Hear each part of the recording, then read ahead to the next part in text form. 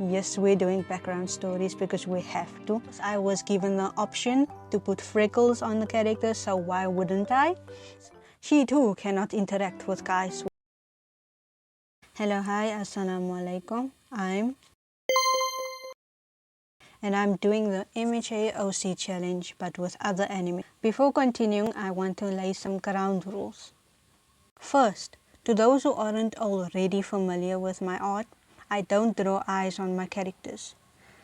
It's a personal choice, one that I won't explain due to that, and I do it by choice, not an art style or lack of skill.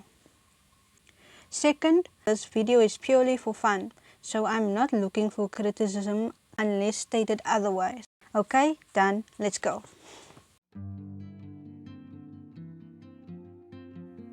For those who don't know what the MHA OC challenge is, basically you create an OC insert in Boku no Hero Academia by combining 3 characters that have something in common with you: birthday, age, and height. Lastly, add yourself into the mix and there you go.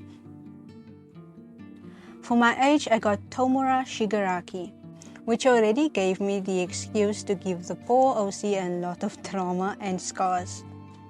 For height, I got Yui, who is a student in class 1B. I took a lot from her personality and color scheme. For birthday, 2 years in a row, I got Edgeshot. His birthday was the closest. And I took part of his hairstyle and clothing style. The hairstyle that I picked for her is based off this character I saw in Gokusen or something like that. While I was sketching her design, I had an idea for a background story. Yes, we're doing background stories because we have to. I'm going to call her Scarlet, but any suggestions would be nice. Scarlet was a UA student in general studies. Her quirk allows her to boost or shrink the effectiveness and or power of other people's quirks. In hopes of one day being a support hero, like a recovery girl, much like Shinso, who wanted to transfer to the hero course, Scarlet visits a recovery girl often for guidance under the guise of helping her and tries to prove herself. She works her way through improving herself, but ultimately she doesn't make it to the sports festival she would use to prove herself. That day, she was kidnapped by the early, not yet developed League of Villains. They found her quirk useful and wanted to use her as a no-more, so they experimented on her, leaving her with scars and a broken will when All Might and the other teachers from UA came to save her. This is before the 3rd years in the current time of MHA came to school. She is an adult now in the current time of MHA. Recovered yet never mentally, unable to fix her posture or get a night's rest, Scarlet decided to live a quiet life as a medical university student. Of course, it was stressful, but she preferred it over getting involved with villains and heroes. Until one day, she meets vigilantes that rekindles the sparks of her old dream. She becomes a well-known vigilante in the present time that supports heroes, leaving them bewildered. She is only there when needed, yet unwanted.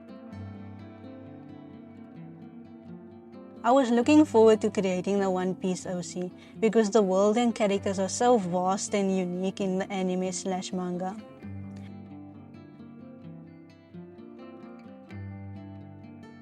In the order of age, height, and birthday, I got Ace, Perona, and I actually had options for my birthday between 4, I think.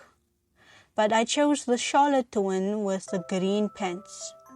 When I was sketching my ideas down on paper, I wrote things I like about their designs. I did this for all of the characters actually, and I ended up with this.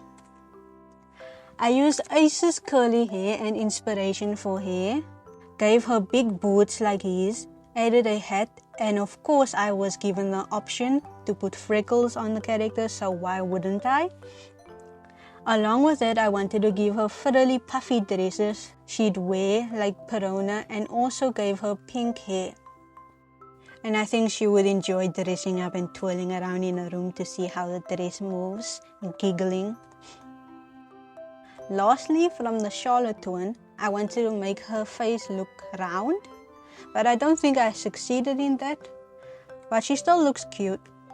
And I gave her hints of the same pattern in his pants and a balloon theme. I think a devil fruit would have something to do with balloons, I don't know. But I did come up with a backstory, so I will refer to her as Sophie from here on. Comment any suggestions for her name or the other two though, especially Scarlet, because I am definitely going to make more content on her. So back to Sophie. She is a pirate from the Buggy Pirates, and that is why you see me paint in a background from the Buggy Pirates' newest hideout. Before she became a Buggy Pirate, she was a part of Big Mom's crew, and shocker, she was one of her children. One day, sick of her family and wanting to live her own life like her big sister Lola, she runs away to become a pirate of her own. Anything as long as she's away from her family, her crazy family. And it just so happened that Buggy the Pirate was starting out his crew too at the time she washed up ashore. Yeah.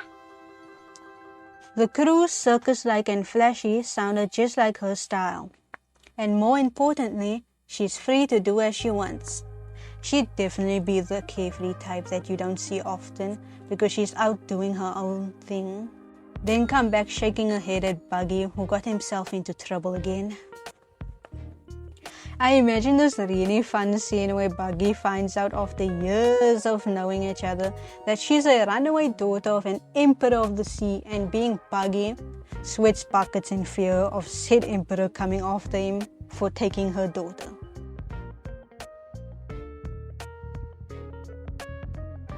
I knew I was making either a manager or a volleyball player, but I made a mistake, but we will get to that later. For age, I got Lev's sister. I used her hair color and eyelashes. For height, I got Nishinoya. I was over the moon about that, but I didn't get to take much from his appearance, rather his personality. I gave her his eye color, then I decided she should be a volleyball player and a libero like him, with a bit of a temper, and she's a little unhinged. For birthday, I got Yamamoto from Nekoma. I used his hairstyle, eyebrows and cat-like eyes. I had fun drawing her hairstyle because it was different from the way I usually draw tomboy characters with really short hair or a ponytail. Also, I think she looks cool. I would be intimidated by her if I saw her in high school though. On that topic, the mistake. I drew her in the Nekoma volleyball gym clothes, I think it's called, meaning she is in high school. Now the problem is, when I do these MHA challenges, I've only done it 3 times actually, but I make the OCs the same ages as me at the time. And she's in high school in this picture. I messed up. So I was thinking she could be a former student of Nekoma in this picture and a former volleyball player from Nekoma's girls team. And the time skip to the future. She is the older sister of Yamamoto, by the way, and a coach who can't seem to keep her job because of her temper and her appearance despite her skills. By luck, she lands a job as the new coach for Karasuno High School girls volleyball team, the only school in the area that would accept an unruly coach like her. But like her younger brother, she may seem tough on the outside, but she is actually a softie. She is warm-hearted, supportive of her students, though a little tough in practice and gets excited easily. Just like Nishinoya, that's what I meant by personality.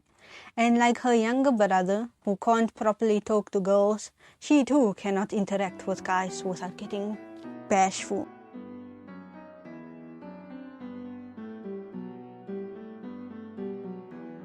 She is the perfect unexpected softie. I love it.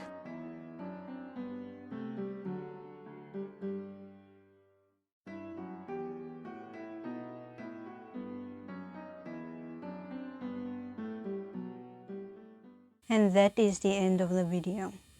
Thanks for watching, and I don't think I'll be here for a while again doing this. It was a lot of hard work. Maybe I'll do another video, maybe I'll not. Bye.